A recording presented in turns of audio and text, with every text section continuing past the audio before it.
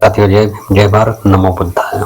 साथियों, भारत में धर्म गुरु, साधु संत, ऋषि मुनि और राजनेता तो बहुत पैदा हुए, मगर समाज सुधारक बहुत कम। जो समाज सुधारक हुए उनको काफी कठिनाइयों का सामना करना पड़ा। हिंदू कोड बिल भी हिंदू समाज में महिलाओं को समानता का अधिकार देने और उनको पुरुषों के समान संपत्ति का अधिकार देने, विधवा विवाह को मान्यता देने, भरण पोषण, तलाक, गोद लेना तथा अभिभावकता पर विचार विमर्श के लिए बनाया गया था। हिंदू कोड बिल को भारत के प्रथम कानून मंत्री बाबा साहेब डॉक्टर भीमराव अंबेडकर, डॉक्टर बाबा साहब अंबेडकर को भारतीय संविधान के निर्माता और दलितों के चैंपियन के रूप में जानते हैं, लेकिन उनकी उपलब्धियां यहीं तक सीमित नहीं है। डॉक्टर बाबा साहब अंबेडकर ने भारतीय महिलाओं के लिए कई उपकार किए हैं। हमारी बहनों ने हिंदू कोड बिल के माध्यम से किए गए कार्यों पर ध्यान नहीं दिया, जो भारतीय महिलाओं के जीवन में क्रांति लाने का प्रयास करता है।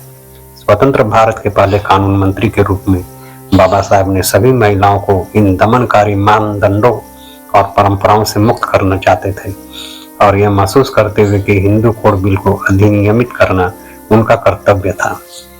1947 से बाबा साहब ने 4 साल 1 महीने और 26 दिन तक अथम परिश्रम किया।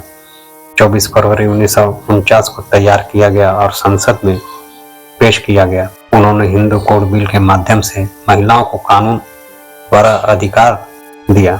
भारत के संविधान ने यह घोषणा करते हुए स्वतंत्रता और समानता के सिद्धांतों को अपनाया कि कानून जाति, धर्म या लिंग के आधार पर मनुष्यों के बीच भेदभाव नहीं करेगा। इस पृष्ठभूमि में यह बहुत दुर्भाग्यपूर्ण था कि हिंदू महिलाएं अपने न्याय संगत अधिकारों का विरोध कर रही थी। उनको इसको कहते हैं अपने पैरों पर कुल्हाड़ी मारना। जिनके लिए ये बिल लाया जा रहा था, विडंबना देखिए, वही इस हिंदू कोड बिल का विरोध भी कर रहे थे। रूढ़िवादी रवैये के विरोधियों ने बिल में तलाक और दोहरे मापदंड वाले प्रखंड का कड़ा विरोध किया। इस विधेयक से बाबा साहब ने एक विवाह प्रथा को कानूनी मान्यता दी, जिसमें महिलाओं को धन के में समान हिस्सा और सभी कानूनी मामलों में समान अवसर दिया गया था। लेकिन कड़वे हिंदू नेता और विचारक महिलाओं को समान अधिकार देने के लिए तैयार नहीं। ऐसे नेताओं ने हिंदू धर्म पर हमले का कड़ा विरोध किया था। कई तथाकथित हिंदू समुदायों ने बाबा साहब के प्रति घृणित प्रतिक्रिया व्यक्त की थी, क्योंकि वह हिंदू धर्म पर टिप्पणी कर रहे थे। साथियों, बाबा साहब ने उस समय के प्रबुद्ध वर्ग मीडिया से इस बिल के पीछे खड़े होने की अपील की, लेकिन कोई भी बाबा साहब के पीछे मजबूती से खड़ा नहीं हो सका और कट्टरपंथी हिंदू कोड बिल का विरोध संसद तथा बाहर करने लगे। समाज में सकारात्मक परिवर्तन लाने की बाबा साहब की इच्छा को विफल कर दिया गया था। अब सुधार के युग में महिलाओं को समान अधिकार देने का विरोध क्यों करते हैं?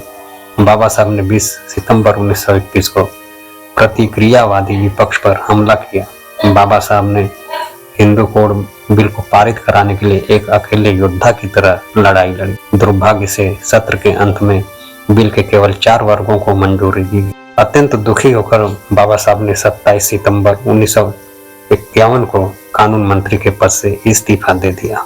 साथियों, बाबा साहब के प्रयास व्यर्थ नहीं गए। पहला हिंदू विवाह अधिनियम अधिनियमित किया गया था, जिसका विरोध करने वाले विरासत कानून को अलग कर दिया गया था। नेहरू ने इन चारों कानूनों को अलग अलग समय पर हिंदू कोड बिल को 4 अलग अलग भागों में विभाजित करके पारित किया। 1955-56 में भारत पारित 4 हिंदू अधिनियम इस प्रकार है: हिंदू विवाह अधिनियम, हिंदू विरासत अधिनियम, हिंदू अज्ञान और संरक्षकता अधिनियम, हिंदू दत्तक ग्रहण और गुजारा भत्ता अधिनियम।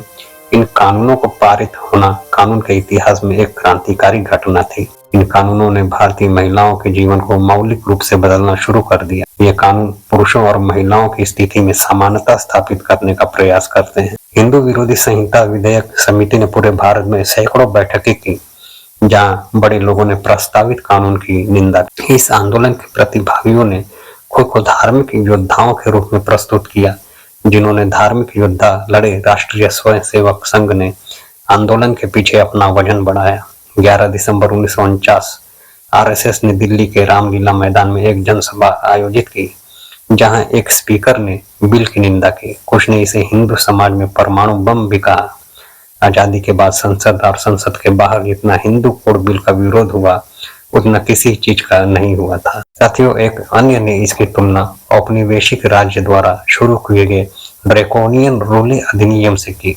जैसा कि बिल के विरोध में अंग्रेजों का पतन हुआ, उन्होंने कहा कि बिल के खिलाफ संघर्ष नेहरू सरकार के पतन का संकेत दिया।